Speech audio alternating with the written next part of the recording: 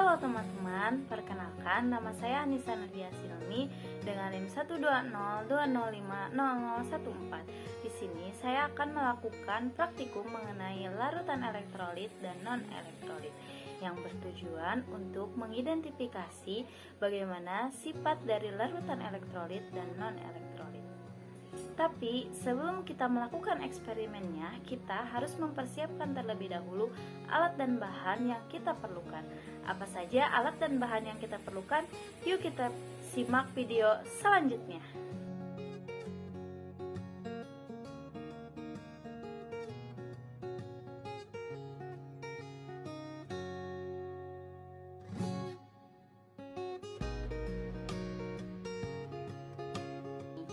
Nah, di sini pertama-tama saya akan membuat rangkaian alat untuk eksperimennya terlebih dahulu.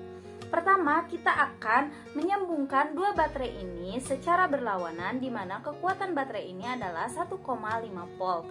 Di sini kutub negatifnya dan di sini kutub positifnya nanti akan digabungkan seperti ini menggunakan lakban ini. Nah, ini dia hasilnya teman-teman. Jadi, setelah kita tempelkan seperti ini, kita juga tempelkan di atas dudukannya agar baterainya tidak bergerak-gerak. Kemudian sekarang kita akan menempelkan kabel yang berwarna merahnya yang ini ke kutub negatif dan kutub positifnya. Nah, seperti ini ya teman-teman. Setelah itu baru kita akan menempelkan kabel yang sebelah sini yang berada di kutub negatifnya dan juga kabel yang ini yang warna hitamnya ke lampunya. Nah, menjadi seperti ini ya teman-teman. Setelah itu baru kita akan tempelkan kabel yang ini ke dua paku ini menggunakan lakban. Nah, kita tempelkan pakunya seperti ini ya teman-teman. Setelah itu kita uji dengan cara menempelkan kedua paku ini apakah lampunya akan menyala atau tidak. Nah, ternyata menyala ya teman-teman. Berarti alat uji siap untuk digunakan.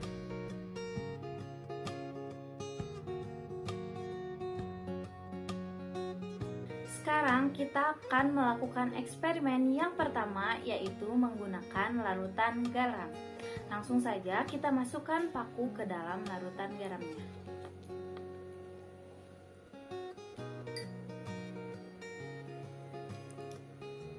Dan ini dia hasilnya, lampu menyala terang dan terdapat banyak gelembung. Oke teman-teman, setelah itu jangan lupa untuk membasuh dan juga mengelap pakunya agar cairannya tidak tercampur dengan cairan yang lain. Sekarang kita memasuki larutan yang kedua, yaitu menggunakan larutan gula. Seperti step pada sebelumnya, langsung saja kita masukkan pakunya ke dalam larutan gula. Dan ini dia hasilnya, lampu tidak menyala dan tidak terdapat gelembung sedikit pun. Sekarang kita memasuki percobaan yang ketiga. Di sini saya menggunakan larutan sabun cuci piring. Langsung saja kita masukkan pakunya ke dalam larutan sabun cuci piring.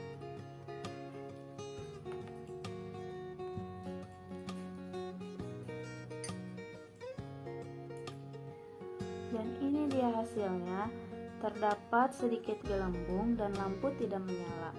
Namun di kamera tidak terlihat dengan jelas. Sekarang kita akan memasuki eksperimen yang keempat, yaitu di sini saya menggunakan larutan cuka.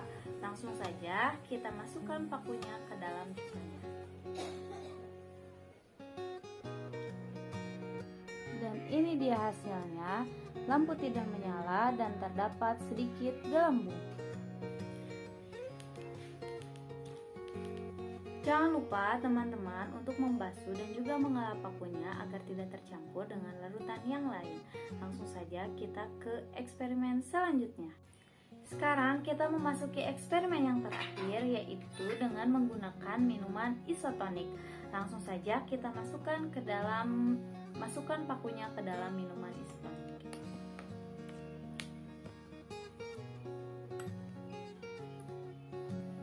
Dan ini dia hasilnya, lampu tidak menyala dan terdapat sedikit gelembung. Oke teman-teman, semua eksperimen telah selesai dilaksanakan.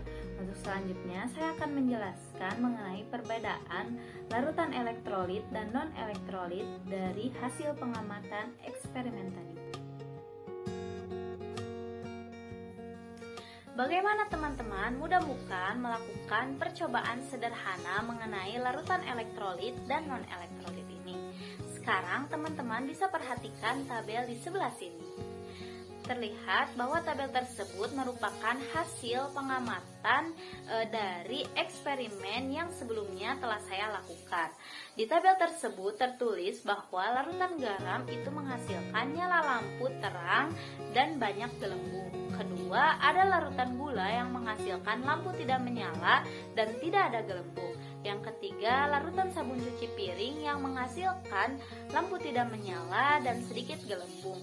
Yang keempat, ada minuman isotonik yang menghasilkan lampu tidak menyala dan sedikit gelembung. Dan yang terakhir, ada cuka yang menghasilkan lampu tidak menyala dan sedikit gelembung.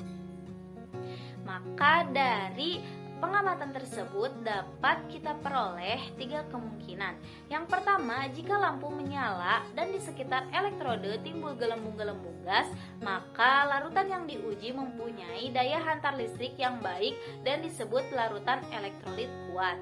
Yang kedua, jika lampu tidak menyala atau menyala redup dan di sekitar elektrode timbul gelembung-gelembung gas, maka larutan yang diuji memiliki daya hantar listrik yang lemah dan disebut elektrolit lemah. Yang ketiga, jika lampu tidak menyala dan di sekitar elektrode tidak terdapat gelembung-gelembung, maka larutan yang diuji tidak menghantarkan listrik atau disebut larutan non-elektrolit. Maka dari eksperimen di atas kita peroleh bahwa larutan garam adalah elektrolit kuat, minuman isotonik, cuka, dan larutan sabun cuci piring adalah larutan elektrolit lemah, dan larutan gula adalah larutan non-elektrolit. Lantas mengapa sih larutan elektrolit dapat menghantarkan listrik sedangkan larutan non-elektrolit tidak? Menurut Arrhenius, larutan elektrolit dapat menghantarkan listrik karena mengandung ion-ion yang dapat bergerak bebas. Ion-ion itulah yang menghantarkan arus listrik dalam larutan. Nah, senyawa elektrolit kuat itu akan terionisasi sempurna.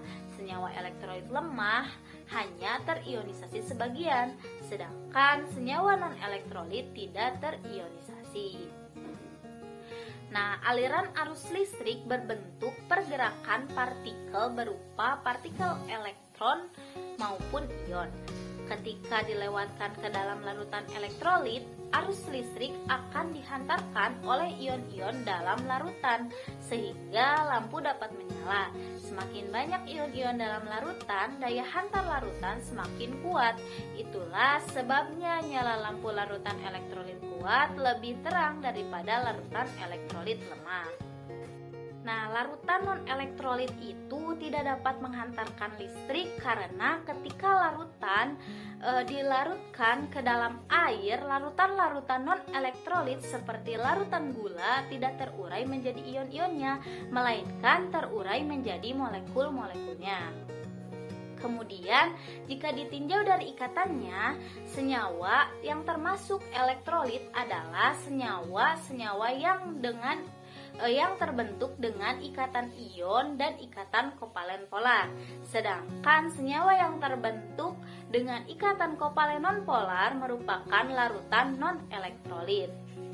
Perbedaan daya hantar listrik pada senyawa ion, kovalen polar, dan kovalen nonpolar dapat kita lihat di tabel berikut ini.